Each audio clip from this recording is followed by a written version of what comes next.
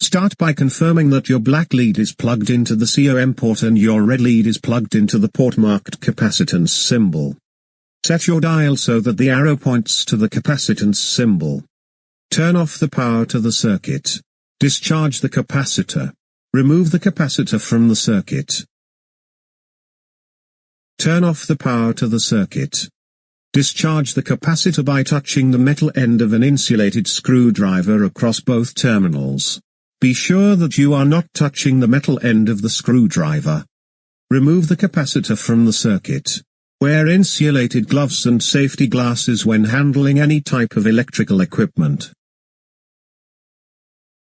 Place one lead on each terminal of the capacitor. See the picture to the right. In the picture, they are measuring a disconnected capacitor. Be sure that your hands do not touch the capacitor. This can interfere with the measurement. As you touch the probes to the capacitor, a value will appear on the display. When a steady value is being displayed on the multimeter screen, that is your capacitance.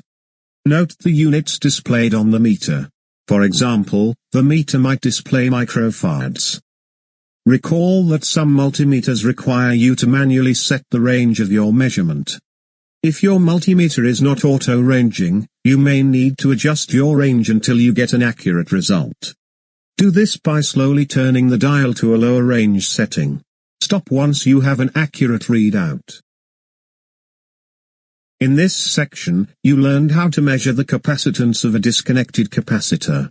In the next section, we will teach you how to measure continuity.